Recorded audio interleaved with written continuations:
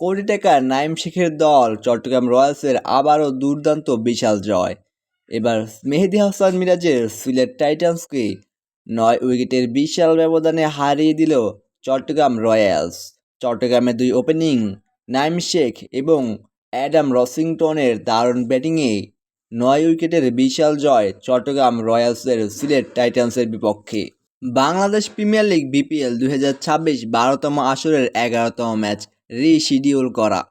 চট্টগ্রামের বিপক্ষে আগে ব্যাটিং করতে নেমে মাত্র ১২৬ রান সংগ্রহ করতে সক্ষম হয় সিলেট টাইটান্স ৭ উইকেট হারিয়ে, যেখানে সিলেটের হয়ে সর্বোচ্চ ৪১ বলে ৪৪ রান করেন আজমাতুল্লাহ ওমরজাই ও ১৭ রান করেছিলেন পারভেজ হোসাইন ও রাহাতুল ফেরদৌস।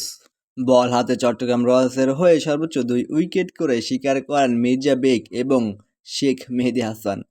মাত্র ১২৭ রানের লক্ষ্য তাড়া করতে নেমে ১৬ ওভারে ১ উইকেট হারিয়েই ৯ উইকেটের বিশাল ব্যবধানে জয়ের লক্ষ্যে পৌঁছে যায় চট্টগ্রাম রয়্যালস, যেখানে চট্টগ্রামের হয়ে সর্বোচ্চ ৩৭ বলে ৫২ রান করেন মোহাম্মদ নাইম শেখ এবং ৫৩ বলে ৭৩ রান করে অপরাজিত থাকেন অ্যাডাম রসিংটন।